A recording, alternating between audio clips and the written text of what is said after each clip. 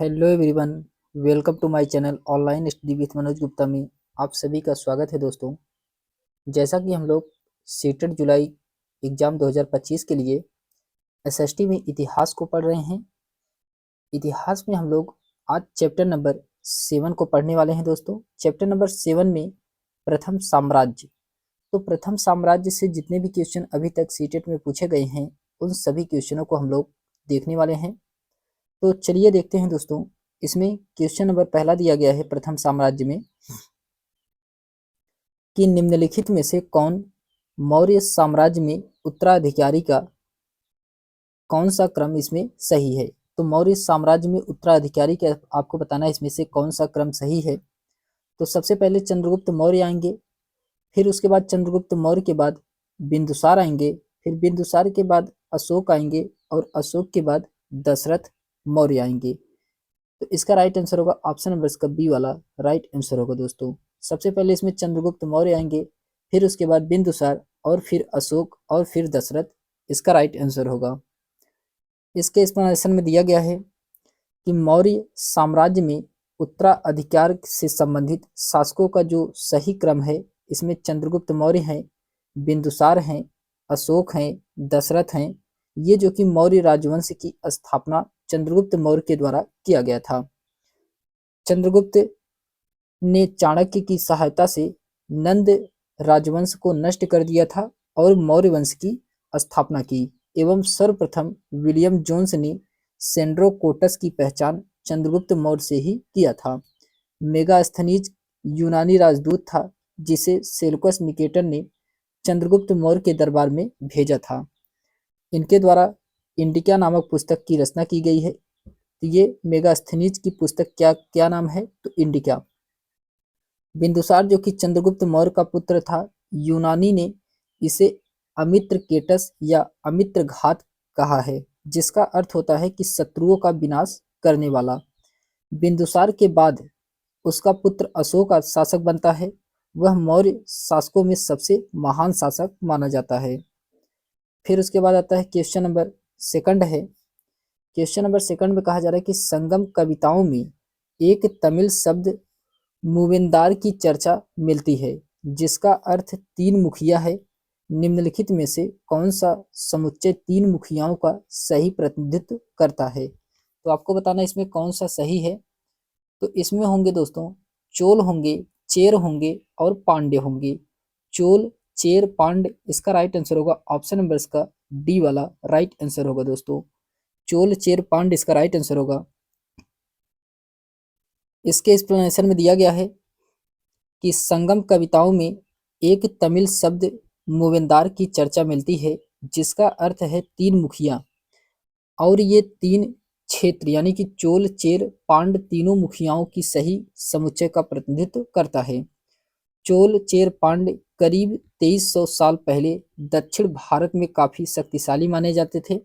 इन तीनों मुखियाओं के अपने दो दो सत्ता केंद्र थे। इनमें से एक तटीय हिस्से में और दूसरा अंदरूनी हिस्से में था।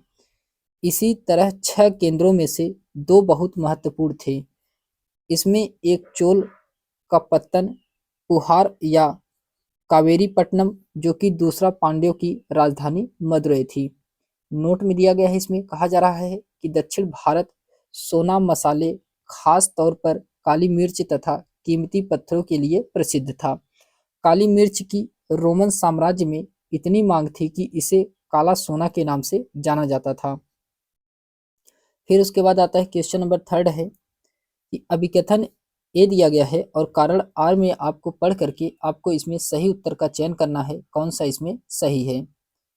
तो इसमें कहा जा रहा है कि अभिकथन ए में कहा जा रहा है कि चोल राजा राजेंद्र प्रथम ने अपनी राजधानी में शिव मंदिर का निर्माण करवाया और उसने पराजित शासकों से जब्त की गई उत्कृष्ट प्रतिमाओं से भरे राजेंद्र प्रथम का समकालीन गजनी के सुल्तान महमूद ने भारतीय उपमहाद्वीप में अपने अभियानों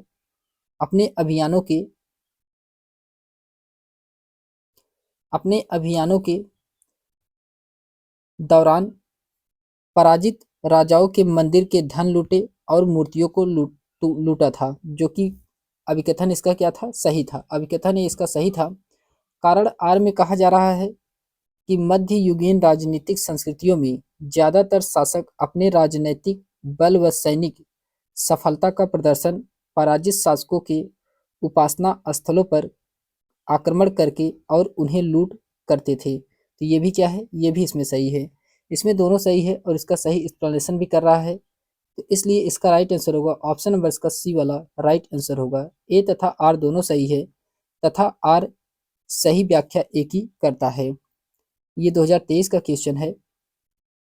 फिर उसके बाद आता है, इसके एक्सप्लेनेशन में दिया गया है दोस्तों कि चोल राजा राजेंद्र प्रथम ने अपनी राजधानी में शिव मंदिर का निर्माण करवाया और उन्हें धन धान्य से भर दिया था। उसी के समकालीन गजनी के शासक सुल्तान महमूद ने भारतीय मंदिरों के धन संपत्तियों को लूटा था। मध्यकालीन समाज में ज्यादातर शासक पराजित शासकों के क्षेत्र के धार्मिक अनुष्ठानों एवं क्षेत्र के धन धान्य को लूटते थे। फिर उसके बाद आता है, इसमें दिया गया है क्वेश्चन नंबर चौथा है कि निम्नलिखित कथन ए और बी को पढ़िए तथा उपयुक्त विकल्प का इसमें चयन करना है, कौन सा विकल्प इसमें सही है। तो इसमें दिया गया है, पहला है कि अशोक के धम्म में देवताओं की पूजा और कर्मकांड शामिल थे, जो कि पहला क्या है, पहला ये गलत है दोस्तों, पहला इसमें गलत है। बी में कहा जा रहा है कि अशोक ने धम्म महामात्य के नाम के अधिकारियों की नियुक्ति की जो जगह जगह जाकर धम्म की शिक्षा देते थे, ये सही है। इसमें ए इसका गलत है लेकिन बी इसका क्या, आर इसका क्या है, सही है। तो इसका राइट आंसर होगा ऑप्शन नंबर इसका डी वाला राइट आंसर होगा। ए गलत है लेकिन बी इसमें क्या है, सही है। इसके एक्सप्लेनेशन में दिया गया है कि अशोक के धम्म में किसी देवता की पूजा अथवा किसी कर्मकांड की आवश्यकता नहीं थी। उन्हें लगता था कि जैसे पिता अपने बच्चे को अच्छे व्यवहार की शिक्षा देते हैं, वैसे ही उनका कर्तव्य था कि अपने प्रजा को निर्देश दे। वे बुद्ध के उद्देश्यों से प्रेरित हुए। अशोक ने धम्म महामात्य नामक के अधिकारियों की नियुक्ति की जो जगह जगह जा करके धम्म की शिक्षा देते थे। फिर उसके बाद आता है, अशोक ने धम्म के विचार को प्रसारित करने के लिए सीरिया, मिस्र, ग्रीस दूत भेजे थे। अपने पुत्र महेंद्र और पुत्री संघमित्रा को इन्होंने इस कार्य के लिए श्रीलंका भेजा था। फिर उसके बाद आता है क्वेश्चन नंबर 5 है। क्वेश्चन नंबर 5 में कहा जा रहा है दोस्तों कि कन्नौज पर सबसे लंबे समय तक त्रिपक्षीय संघर्ष किन 3 राजवंशों के बीच चला था। तो कन्नौज में सबसे लंबे संघर्ष कौन से त्रिपक्षीय संघर्ष किन 3 राजाओं के बीच चला था, किन 3 राजवंशों के बीच चला था। ये चला था दोस्तों पाल, राष्ट्रकूट और गुर्जर प्रतिहार। पाल, राष्ट्रकूट और गुर्जर प्रतिहार, ऑप्शन नंबर इसका बी वाला राइट आंसर होगा। फिर उसके बाद आता है, इसके एक्सप्लेनेशन में दिया गया है कि कन्नौज राजा हर्षवर्धन की राजधानी थी। कन्नौज ये जो कि राजा हर्षवर्धन की राजधानी थी, इसकी भव्यता के कारण इसे महोदय नगर कहा जाता था। हर्ष की मृत्यु के बाद कन्नौज पर अधिकार को लेकर के त्रिपक्षीय संघर्ष प्रारंभ हुआ, जिसमें 3 शक्तिशाली राजवंश शामिल थे। इसमें गुर्जर प्रतिहार राजवंश था, पाल वंश तथा राष्ट्रकूट वंश ये शामिल थे इसमें। यह संघर्ष लगभग 200 वर्षों तक चला था तथा अंतिम विजय गुर्जर प्रतिहार वंश के राजा नागभट्ट की हुई थी। फिर उसके बाद आता है क्वेश्चन नंबर 6 है कि लगभग 2000 वर्ष पूर्व निम्नलिखित में से कौन से शासक रेशम मार्ग पर नियंत्रण रखने के लिए सर्वाधिक प्रसिद्ध थे। तो क्वेश्चन नंबर 6 में कहा जा रहा है कि लगभग 2000 वर्ष पूर्व निम्नलिखित में से कौन से शासक रेशम मार्ग पर नियंत्रण रखने के लिए सर्वाधिक प्रसिद्ध थे। ये थे दोस्तों कुषाण। कुषाण थे, ऑप्शन नंबर इसका पहला वाला राइट आंसर होगा। इसके एक्सप्लेनेशन में दिया गया है कि लगभग 2000 वर्ष पूर्व रेशम मार्ग पर कुषाणु शासकों का अधिकार था। इस रेशम मार्ग से उन्होंने अत्यधिक राजस्व प्राप्त की। यह मार्ग चीन से रोम को जाता था, जिस पर कुषाण शासक कनिष्क ने अधिकार कर लिया था। फिर उसके बाद क्वेश्चन नंबर 7 है कि चोल राजवंश चोल साम्राज्य में सभा का सदस्य बनने के लिए निम्नलिखित में से कौन सी एक शर्त नहीं थी। तो आपको बताना इसमें से कौन सा एक शर्त नहीं था। तो इसका राइट आंसर होगा दोस्तों, उनकी आयु 25 से 70 वर्ष के बीच होनी चाहिए थी। ऑप्शन नंबर इसका ए वाला राइट आंसर होगा। उनकी आयु कितनी होनी चाहिए? 25 से 70 वर्ष के बीच होनी चाहिए। फिर उसके बाद आता है, इसके एक्सप्लेनेशन में दिया गया है कि चोल साम्राज्य अपने स्थानीय स्वशासन के लिए जाना जाता था। स्थानीय स्वशासन में 3 प्रकार के ग्राम सभाएं विद्यमान थी। इसमें उर था, सभा था और नगरम था। सभा का सदस्य बनने के लिए निम्न योग्यताएं अनिवार्य थी। आइए जानते हैं कौन कौन सी सभा के सदस्य बनने के लिए योग्यताएं होनी चाहिए थी। इसमें योग्यता होनी चाहिए थी दोस्तों, व्यक्ति की आयु 35 से 70 वर्ष के बीच होनी चाहिए थी। फिर दूसरी योग्यता होनी चाहिए, व्यक्ति को ऐसी भूमि का स्वामी होना चाहिए जहां से भू राजस्व वसूला जा सके। तीसरी शर्त क्या थी? व्यक्ति के स्वयं का मकान हो। और चौथी शर्त में होना चाहिए दोस्तों, व्यक्ति को वेदों का ज्ञान होना चाहिए था। फिर उसके बाद आता है क्वेश्चन नंबर 8 है कि दंती दुर्ग जिसने हृदय गर्भ नामक एक अनुष्ठान किया वह कहाँ था?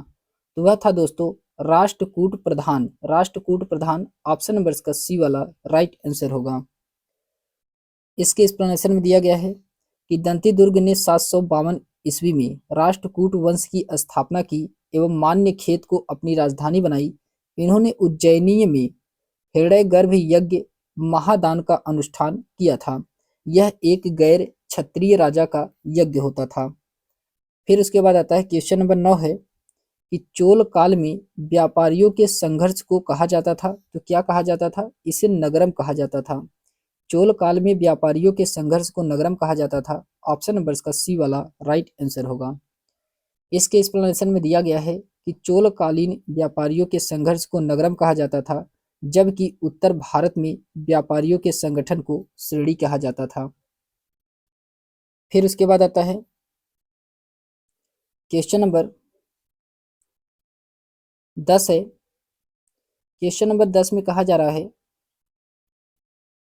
कि रोमन साम्राज्य में काली मिर्च की इतनी मांग थी कि इसे नाम से बुलाते थे। तो किस नाम से बुलाते थे? इसे काला सोना के नाम से बुलाया जाता था। ऑप्शन नंबर इसका डी वाला राइट आंसर होगा। काला सोना के नाम से इसे जाना जाता था। ऑप्शन नंबर इसका डी वाला राइट आंसर है। इसके एक्सप्लेनेशन में दिया गया है कि रोमन साम्राज्य में काली मिर्च का काला सोना कहा जाता था। रोमन जो कि यमन लोगों के द्वारा इसे अधिक प्रयोग में लाए जाने के कारण इसे यमन प्रिय भी कहा जाता था। फिर उसके बाद आता है क्वेश्चन नंबर 11 है कि अर्थशास्त्र के अनुसार मौर्य काल में उत्तर पश्चिम भारत के लिए प्रसिद्ध था। तो क्या प्रसिद्ध था? तो ये कंबल प्रसिद्ध था। कंबल प्रसिद्ध था। ऑप्शन नंबर इसका डी वाला राइट आंसर होगा। इसके एक्सप्लेनेशन में दिया गया है कि अर्थशास्त्र के अनुसार मौर्य काल में उत्तर पश्चिमी भारत में यानी कि उत्तर पश्चिमी सीमा प्रांत में कंबल निर्माण के लिए प्रसिद्ध था। इन कंबलों को भिगसी कहा जाता था। भिगसी कहा जाता था। फिर उसके बाद आता है क्वेश्चन नंबर 12 है कि मौर्य शासक अशोक द्वारा लड़ी गई लड़ाई का स्थल कलिंग वर्तमान में कहाँ पे है? ये कलिंग वर्तमान में है दोस्तों उड़ीसा में। कलिंग वर्तमान में कहाँ है? ये उड़ीसा में है। ऑप्शन नंबर इसका डी वाला राइट आंसर होगा। इसके एक्सप्लेनेशन दिया गया है कि अशोक द्वारा लड़ी गई लड़ाई का स्थल जो कि कलिंग वर्तमान में उड़ीसा राज्य में स्थित है, यह स्थल दामोदर तथा गोदावरी नदी के बीच उपजाऊ स्थल है। फिर उसके बाद क्वेश्चन नंबर 13 है कि किस काल में कर प्रथा का विशिष्ट महत्व था? तो किस काल में कर प्रथा का विशिष्ट महत्व था? ये गुप्त काल में। गुप्त काल में कर प्रथा का विशिष्ट महत्व माना जाता था। ऑप्शन नंबर इसका बी वाला राइट आंसर होगा। इसके एक्सप्लेनेशन में दिया गया है कि प्राचीन भारत में गुप्त काल में कर प्रथा का विशिष्ट महत्व था। गुप्त काल को प्राचीन भारत में स्वर्ण काल के नाम से भी जाना जाता था। इस काल में राज्य का आय का प्रमुख स्रोत टैक्स यानी कि कर था। भाग, भोग, उद्रंग, उपकर, शुल्क गुप्तकालीन के ये जो कि क्या थे? प्रमुख कर माने जाते थे। फिर उसके बाद क्वेश्चन नंबर 14 है कि निम्नलिखित में से कौन सा राज्यों का संयोजन त्रिविभाजन संघर्ष में शामिल था? ये शामिल थे दोस्तों राष्ट्रकूट, पाल और गुर्जर प्रतिहार, ये जो कि इसमें शामिल थे। ऑप्शन नंबर इसका ए वाला राइट आंसर होगा। इसके एक्सप्लेनेशन में दिया गया है कि हर्ष की मृत्यु के बाद तीन प्रमुख शक्तियां गुर्जर, प्रतिहार, पाल तथा राष्ट्रकूट थे। इसका उदय हुआ और कन्नौज पर अधिकार को लेकर के इन्हीं तीनों शक्तियों के बीच संघर्ष हुआ था। इस संघर्ष को त्रिपक्षीय संघर्ष की संज्ञा दी जाती थी। यह संघर्ष लगभग 200 वर्षों तक चला था। इस संघर्ष में अंतिम सफलता गुर्जर प्रतिहार को प्राप्त हुई थी। फिर उसके बाद आता है क्वेश्चन नंबर 15 है कि समुद्रगुप्त के निम्नलिखित में से कौन सी ऐसी नीति थी जो कि विशिष्ट रूप से दक्षिणापथ शासकों के लिए थी। तो कौन सी नीति थी जो दक्षिणापथ शासकों के लिए थी। तो इस नीति का नाम है दोस्तों, उन्होंने समुद्रगुप्त की अधीनता स्वीकार की और अपनी पुत्रियों का विवाह उससे किया था, जो कि गलत है। वे उपहार लेते थे और उनके आदेश का पालन करते थे और उसके दरबार में उपस्थित होते थे, तो ये भी इसमें क्या है, गलत है। फिर उसके बाद आता है कि उन्होंने हार स्वीकार की और उन्हें पुनः शासन करने के लिए अनुमति दी गई, ये सही इसका ऑप्शन नंबर इसका सी वाला राइट आंसर होगा दोस्तों। फिर उसके बाद आता है, इसके एक्सप्लेनेशन में दिया गया है, इसके एक्सप्लेनेशन में कहा जा रहा है कि समुद्रगुप्त के सम्मुख दक्षिणापथ के शासकों ने हार स्वीकार की थी, वह उन्हें पुनः शासन करने के लिए अनुमति दी गई थी। समुद्रगुप्त के दक्षिणापथ युद्ध का वर्णन प्रयाग प्रशस्ति 19वीं व 20वीं पंक्ति में मिलता है। इस युद्ध में उसने 12 राज्यों को पराजित किया था। इन राज्यों के प्रति समुद्रगुप्त ने ग्रहण मोक्षानुग्रह की नीति अपनाई थी, अर्थात विजय के बाद उनके राज्य को वापस कर दिया जाएगा। फिर उसके बाद आता है क्वेश्चन नंबर 16 है कि एलोरा की गुफा का भित्ति चित्र जिसमें विष्णु को नरसिंह अर्थात विष्णु सिंह के रूप में दिखाया गया है, किस काल की कृति है। यह है दोस्तों राष्ट्रकूट काल की है, राष्ट्रकूट काल की कृति है। ऑप्शन नंबर इसका बी वाला राइट आंसर होगा। इसके एक्सप्लेनेशन में दिया गया है कि एलोरा की गुफा भित्ति चित्र में विष्णु को नरसिंह का अवतार दिखाया गया है। राष्ट्रकूट काल में कई राजा अध्ययन और कला के प्रति समर्पित थे। राष्ट्रकूट काल में एलोरा में चट्टान को काट करके कैलाशनाथ मंदिर का निर्माण किया गया था। इसके अलावा एलोरा की गुफा में भित्ति चित्र, एलिफेंटा की गुफाओं में मूर्ति कला आदि का भी निर्माण कराया था। यह सभी यूनेस्को की वर्ल्ड हेरिटेज साइट में शामिल है। फिर उसके बाद आता है क्वेश्चन नंबर 17 है कि एलोरा की गुफा 15 का भित्तीय चित्र जिसमें विष्णु को नरसिंह अर्थात पुरुष सिंह के रूप में दिखलाया गया है, इस काल की कृति क्या है। तो इस काल की कृति है दोस्तों राष्ट्रकूट काल, राष्ट्रकूट काल है। ऑप्शन नंबर इसका सी वाला राइट आंसर होगा।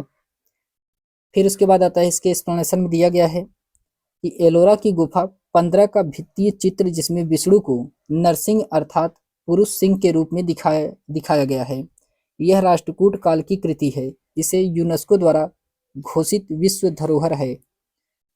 फिर उसके बाद आता है क्वेश्चन नंबर 18 है कि संगम कविताओं में किन तीन राजवंशों को मूवेंदार कहा गया है। ये मूवेंदार चोल, चेर, पांड्य को कहा गया है। ऑप्शन नंबर इसका डी वाला राइट आंसर होगा। चोल, चेर, पांड्य को कहा गया है। इसके एक्सप्लेनेशन में दिया गया है कि संगम कविताओं में मूवेंदार शब्द जो कि प्राचीन दक्षिण भारत के 3 राजवंशों को सम्मिलित के रूप में प्रयुक्त किया गया है। यह 3 राजवंश थे, कौन थे, चोल थे, चेर थे और पांड्य थे। इसमें यह एक तमिल शब्द है जिसका अर्थ होता है 3 मुखिया। मूवेंदार का मतलब होता है 3 मुखिया। फिर उसके बाद आता है क्वेश्चन नंबर 19 है कि रामपुरवा में मिला उत्कृष्ट पालिश वाले पत्थर पर बना सांड जिसे अब राष्ट्रपति भवन में रखा गया है, इनमें से किसके शासनकाल में बनाया गया था। तो ये बनाया गया था मौर्य के शासनकाल में, मौर्य के शासनकाल में। ऑप्शन नंबर इसका ए वाला राइट आंसर होगा। इसके एक्सप्लेनेशन में दिया गया है कि रामपुरवा में मिला उत्कृष्ट पालिश वाले पत्थर पर बना सांड यानी कि मौर्यकालीन स्थापत्य का उदाहरण है। इसे अशोक के शासनकाल में बनाया गया था। यह स्थापत्य अब भारत के राष्ट्रपति भवन में रखा गया है। फिर उसके बाद आता है दोस्तों क्वेश्चन नंबर 20 है। क्वेश्चन नंबर 20 में कहा जा रहा है कि निम्नलिखित राजवंशों में से किसने अपने अभिलेखों में मलयालम भाषा एवं लिपि का प्रयोग प्रारंभ किया था? ये किए थे चेर के लोग। चेर के लोग, ऑप्शन नंबर इसका सी वाला राइट आंसर होगा। इसके एक्सप्लेनेशन दिया गया है कि मलयालम भाषा एवं लिपि का प्रयोग केरल राज्य में किया जाता है तथा मलयालम केरल की राज्य भाषा है। प्राचीन दक्षिण भारत के केरल राज्य के चेर राजवंश का शासन था, अतः चेर राजवंश अपने अभिलेख में मलयालम भाषा एवं लिपि का प्रयोग किए थे। चेर राजवंश का सबसे प्रतापी शासन सेनगुट्टन था, जिसे लालचेर के नाम से भी जाना जाता था। दक्षिण भारत में पत्नी पूजा का प्रारंभ सेनगुट्टवन ने ही करवाया था। फिर उसके बाद आता है क्वेश्चन नंबर 21 है। इसमें कहा जा रहा है कि निम्नलिखित कथनों पर विचार कीजिए तथा सही करने वाले विकल्प का चयन करिए। तो सही विकल्प का इसमें चयन करना है, कौन सा इसमें सही है। तो इसमें दिया गया है कि इलाहाबाद में अशोक स्तंभ सम्राट अशोक के बारे में सूचना प्रदान करता है, जो कि पहला वाला क्या है, गलत है। पहला वाला इसमें गलत है। दूसरा वाला कहा जाए अशोक स्तंभ पर अभिलेख हरिसेन द्वारा एक काव्य के रूप में लिखे गए थे, ये सही है। दूसरा वाला इसका सही है, पहला वाला गलत है। तीसरे वाले में कहा जा रहा है कि प्रशस्तियों में जनसाधारण एवं सामाजिक जीवन के बारे में लिखा गया था, तो ये भी इसमें क्या है, गलत है। तो इसमें केवल दूसरा वाला ही सही है। तो ऑप्शन नंबर इसका बी वाला राइट आंसर होगा, केवल इसमें दूसरा वाला सही है। फिर इसके बाद आता है, इसके एक्सप्लेनेशन दिया गया है कि इलाहाबाद का अशोक स्तंभ या प्रयाग प्रशस्ति समुद्रगुप्त के दरबारी कवि हरिसेन द्वारा लिखवाया गया है, जिसमें इसके विजयों का वर्णन है। इसी अभिलेख में इसे कविराज भी कहा गया है। मौर्य काल में वंश के सबसे प्रसिद्ध शासक थे। वह ऐसे पहले शासक थे जिन्होंने अभिलेख के द्वारा जनता तक अपने संदेश को पहुंचाने की कोशिश की थी। अशोक के ज्यादातर अभिलेख प्राकृतिक भाषा में और ब्राह्मणी लिपि में लिखे गए हैं। प्राकृत भाषा में और ब्राह्मणी लिपि में से लिखे गए हैं। फिर उसके बाद आता है क्वेश्चन नंबर 22 है कि निम्नलिखित में से किस मुगल वंश शासक ने महाराजा धीराज की उपाधि का प्रयोग किया था? तो महाराजा धीराज की उपाधि के प्रयोग करने वाले कौन थे? तो इसमें थे दोस्तों चंद्रगुप्त द्वितीय, ये जो कि नहीं थे चंद्रगुप्त द्वितीय। समुद्रगुप्त थे, ये सही है, समुद्रगुप्त थे इसमें। विष्णुगुप्त, ये भी नहीं थे। चंद्रगुप्त, ये थे। तो बी और डी इसका राइट आंसर होगा। ऑप्शन नंबर इसका डी वाला राइट आंसर है। बी और डी इसका राइट आंसर होगा। इसके एक्सप्लेनेशन दिया गया है कि महाराजा धीराज की उपाधि समुद्रगुप्त और चंद्रगुप्त ने धारण किया था, जबकि चंद्रगुप्त द्वितीय ने विक्रमादित्य सकारी एवं राजा धीराज की उपाधि धारण किया था। विष्णुगुप्त का अन्य नाम कौटिल्य या चाणक्य था। बृहद कथा कोश के अनुसार चाणक्य की पत्नी का नाम यशोमती था। तो इनके पत्नी का नाम क्या था? तो यशोमती था। फिर उसके बाद आता है क्वेश्चन नंबर 23 है कि चोलकालीन कांस्य मूर्तियां लुप्त मोम तकनीकी से बनाई जाती थी। इस तकनीकी का अनुसरण करते हुए सबसे पहले प्रतिमा बनाने हेतु किस पदार्थ का प्रयोग किया गया था? तो इसमें किस पदार्थ का प्रयोग किया गया था? तो इसमें किया गया था दोस्तों मोम का। मोम एक प्रकार का पदार्थ होता था, उसका प्रयोग किया गया था। ऑप्शन नंबर इसका बी वाला राइट आंसर होगा। मोम का प्रयोग किया गया था। फिर उसके बाद इसके एक्सप्लेनेशन में दिया गया है कि चोलकालीन कांस्य मूर्ति लुप्त मोम तकनीकी से बनाई जाती थी। इस तकनीकी का अनुसरण करते हुए सबसे पहले प्रतिमा बनाते हुए मोम पदार्थ का प्रयोग किया जाता था। चोल मूर्तियां मंदिरों के दीवारों तथा भित्तियों में देवी देवताओं की नकाशीदार लघु चित्र इसमें शामिल हैं। फिर उसके बाद क्वेश्चन नंबर 24 है। क्वेश्चन नंबर 24 में कहा जा रहा है दोस्तों कि अशोक के अभिलेख किस लिपि में लिखे गए थे?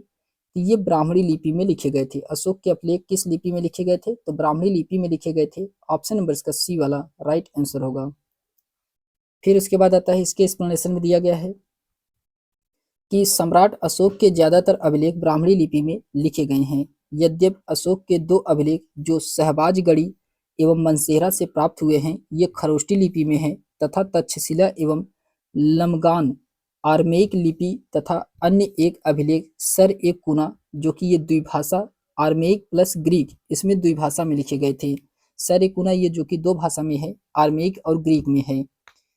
फिर उसके बाद आता है क्वेश्चन नंबर 25 है क्वेश्चन नंबर 25 में कहा जा रहा है कि एलोरा की गुफा का भित्ति चित्र जिसमें विष्णु को नरसिंह अर्थात पुरुष सिंह के रूप में दिखाया गया है, किस काल की कृति है? तो ये राष्ट्रकूट काल की कृति है। राष्ट्रकूट काल की कृति है। ऑप्शन नंबर इसका बी वाला राइट आंसर होगा। फिर उसके बाद आता है, इसके एक्सप्लेनेशन में दिया गया है कि एलोरा की गुफा भित्ति में विष्णु नरसिंह के अवतार को दिखाया गया है। राष्ट्रकूट काल में कई राजा अध्ययन और कला के प्रति समर्पित थे। राष्ट्रकूट काल में एलोरा में चट्टान को काट करके कैलाशनाथ मंदिर का निर्माण किया गया था। इसके अलावा एलोरा की गुफा में भित्ति चित्र, एलिफेंटा की गुफाओं में मूर्ति कला आदि भी निर्माण इसमें करवाया गया है। यह सभी यूनेस्को वर्ल्ड हेरिटेज साइट में शामिल हैं। फिर उसके बाद क्वेश्चन नंबर 26 है कि चोल अभिलेखों में उल्लिखित इन शब्दों के दिए गए उत्तर सही उत्तर का इसमें चयन करना है। कौन सा इसमें उत्तर सही है? तो इसमें दिया गया है सबसे पहले वेलन बगई। वेलन बगई ये जो कि क्या है, ये सभी ये भूमि की श्रेणियां होती हैं। 4 भूमि की श्रेणियां होती हैं। वेलन बगई सही है। देवदान ये भी भूमि की श्रेणियां होती हैं। पल्ली चंदम ये भी भूमि की श्रेणियां होती हैं। और साला भोग ये भी भूमि की श्रेणियां होती हैं। ये जो चारों हैं ये सभी भूमि की श्रेणियां होती हैं। तो ऑप्शन नंबर इसका ए वाला राइट आंसर होगा। ये सभी चारों क्या है, भूमि की श्रेणियां हैं। इसके एक्सप्लेनेशन में दिया गया है कि चोल अभिलेख में भूमि की विभिन्न श्रेणियों का उल्लेख मिलता है। इसमें वेल्लन वगई ये जो कि गैर ब्राह्मण किसान स्वामी की भूमि होती थी, और ब्रह्मदे ये जो कि ब्राह्मणों को उपहार में दी गई भूमि होती थी, और साला भोग ये किसी विद्यालय के रखरखाव के लिए भूमि होती थी। देवदान ये जो कि तिरुनट्टकम्मनी ये जो कि मंदिरों का उपहार में दी गई भूमि होती थी, और पिल्ली चदम ये जो कि जैन संस्थानों को दान में दी गई भूमि होती थी। फिर उसके बाद आता है क्वेश्चन नंबर 27 है कि गुप्तकाल के प्रथम कुलिक शब्द का अर्थ क्या है? तो इसका प्रथम कुलिक शब्द का अर्थ बताना है। ये होता है मुख्य शिल्पकार। मुख्य शिल्पकार ऑप्शन नंबर का डी वाला राइट आंसर होगा। फिर उसके बाद आता है, इसके एक्सप्लेनेशन में दिया गया है कि गुप्तकाल के प्रथम कुलिक शब्द का अर्थ होता है मुख्य शिल्पकार। मुख्य न्यायिक अधिकारी को महादंड नायक तथा मुख्य व्यापारी को सारवाहक कहा जाता है। गुप्त का प्रथम महान शासक चंद्रगुप्त प्रथम था। फिर उसके बाद क्वेश्चन नंबर 28 है कि निम्नलिखित में से किस स्थान पर अशोक के अभिलेख और ग्रीक और आरमाइक भाषा में पाया गया है? ये कंधार से पाया गया है। ऑप्शन नंबर इसका ए वाला राइट आंसर होगा। कंधार इसका राइट आंसर होगा। इसके एक्सप्लेनेशन में दिया गया है कि कंधार नामक स्थान पर अशोक के अभिलेख ग्रीक और आरमाइक भाषा में पाया गया है। मास्की, गुर्जरा, नित्तूर, उलयगोडम अभिलेखों में उसका नाम अशोक मिलता है। अशोक को देवनाम प्रिय तथा देवानाम प्रियदर्शी की उपाधि से संबोधित किया जाता है। इसमें कुछ महत्वपूर्ण नोट्स के बारे में दिए गए हैं। सर्वप्रथम 1837 ईस्वी में जेम्स प्रिंसेप को अशोक के अभिलेख पढ़ने में सफलता मिली थी। इसमें दिया गया है कि अशोक के शिलालेखों की खोज 1750 में पेंट्री थेलर ने किया था। इनकी संख्या 14 बताई थी। अशोक के अभिलेखों को 3 भागों में विभाजित किया गया है। शिलालेख जो कि 14 है, स्तंभ लेख 7 है और गुहा लेख में। फिर उसके बाद आता है, अशोक के स्तंभ लेख केवल ब्राह्मणी लिपि में लिखे गए हैं। अशोक के शिलालेख ब्राह्मणी, खरोष्टी, ग्रीक एवं आरमाइक लिपि में मिलते हैं। फिर उसके बाद आता है, अशोक के कौशाम्बी अभिलेख को रानी का अभिलेख कहा जाता है।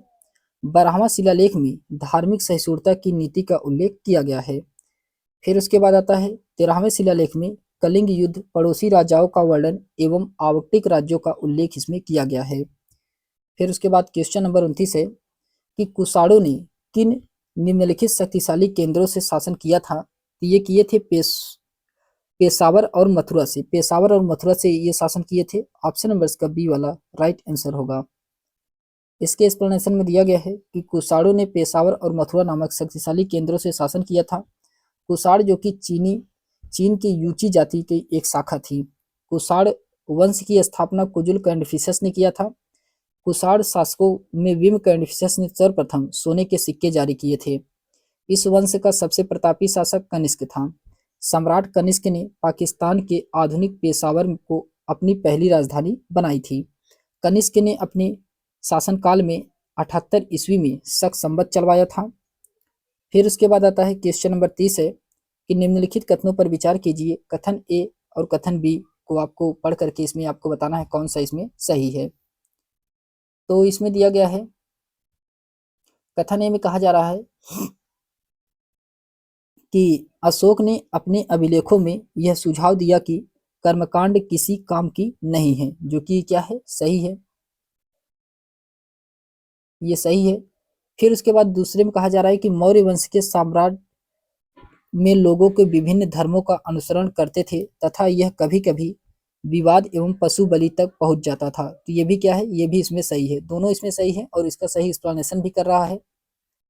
तो इसका राइट आंसर होगा इसमें ऑप्शन नंबर इसका डी वाला राइट आंसर होगा। ऑप्शन नंबर इसका डी वाला राइट आंसर होगा। पहला दूसरा इसमें दोनों सही हैं। फिर उसके बाद आता है, इसके एक्सप्लेनेशन में दिया गया है कि मौर्य साम्राज्य के लोगों जो विभिन्न धर्मों का पालन करते थे और इसे कभी-कभी संघर्ष भी होता था। जानवरों की बलि दी जाती थी एवं दासों और नौकरों के साथ बुरा व्यवहार किया जाता था। अशोक ने यह महसूस किया कि इन समस्याओं को हल करना उसका कर्तव्य है। इसीलिए उसने अधिकारियों की नियुक्ति की, जिसे धम्म महामात्य के नाम से जाना जाता था।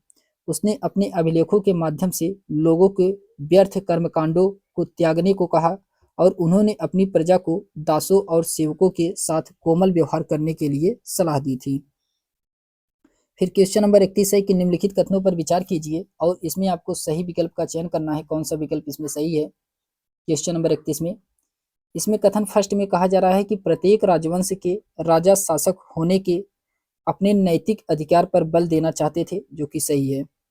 बी में कहा जा रहा है कि ईश्वर के साथ अपने घनिष्ठ संबंध की उद्घोषणा करने के लिए राजाओं ने उपासना के स्थान पर निर्माण किया था, तो ये भी इसमें क्या है, सही है। इसमें दोनों सही है और सही इसका एक्सप्लेनेशन भी कर रहा है, तो इसलिए इसका राइट आंसर होगा ऑप्शन नंबर इसका बी वाला राइट आंसर होगा। ऑप्शन नंबर इसका बी वाला राइट आंसर होगा। फिर उसके बाद आता है, इसके एक्सप्लेनेशन में दिया गया है कि जैसे जैसे प्रत्येक नए राज्य सत्ता में आया, राजा अपने शासक होने के नैतिक अधिकार पर जोर देना चाहते थे। इसीलिए पूजा के स्थानों का निर्माण कराने से शासकों को परमेश्वर के साथ अपने घनिष्ठ संबंध की घोषणा करने का अवसर मिलता, जो कि तीव्र राजनीतिक परिवर्तन के युग में विशेष रूप से महत्वपूर्ण है। फिर उसके बाद आता है क्वेश्चन नंबर 32 है कि निम्नलिखित में से कौन सा प्राचीन भारतीय कला को समझने को प्राथमिकता का स्रोत है।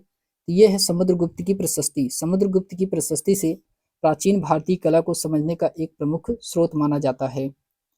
ऑप्शन नंबर इसका बी वाला राइट आंसर होगा। फिर उसके बाद आता है, इसके एक्सप्लेनेशन में दिया गया है कि समुद्रगुप्त की प्रशस्ति प्राचीन भारतीय कला को समझने का प्राथमिक स्रोत माना जाता है।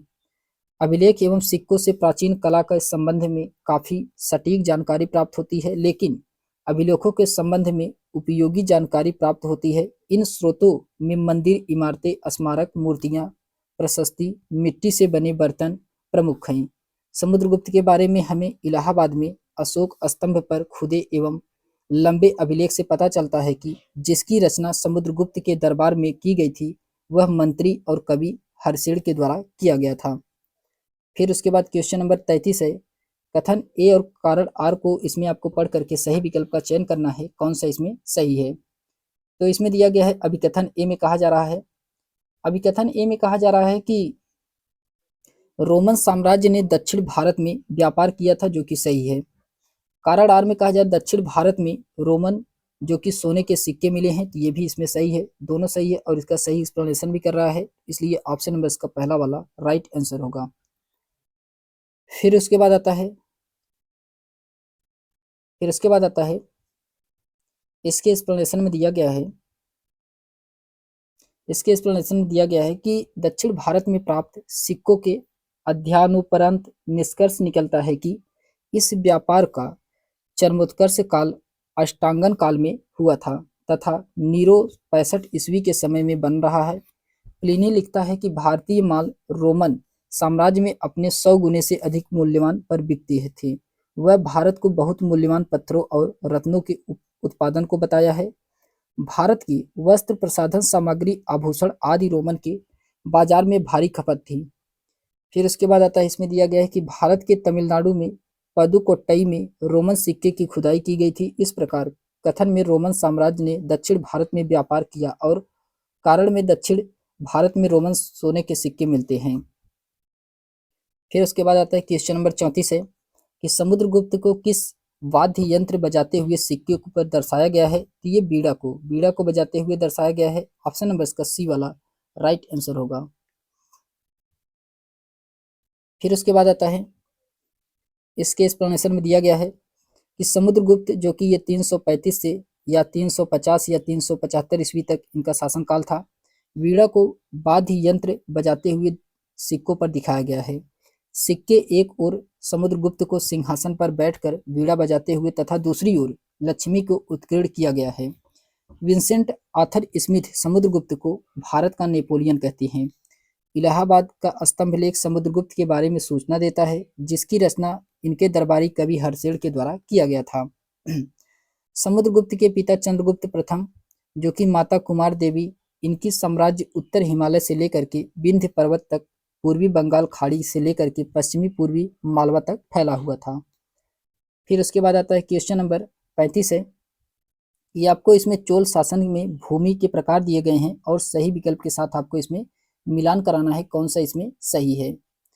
तो इसमें दिया गया है सबसे पहले सूची फर्स्ट, सूची सेकंड में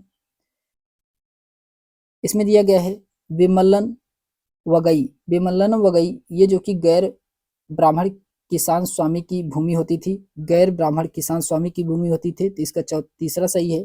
ब्रह्मदेव में ब्राह्मणों को उपहार में दी गई भूमि होती थी, ब्राह्मणों को उपहार में दी गई भूमि होती थी। तो इसका चौथा सही है। साला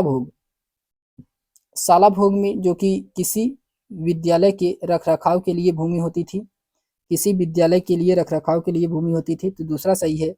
और देवदान, ये जो कि मंदिर को उपहार में दी गई भूमि होती थी। तो पहला सही है। तो इसलिए इसका राइट आंसर होगा ऑप्शन नंबर इसका बी वाला राइट आंसर होगा दोस्तों।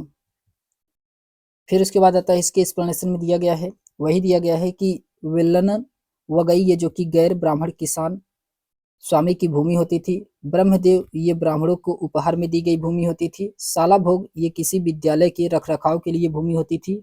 और देवदान, ये जो कि मंदिर को उपहार में दी गई भूमि होती थी।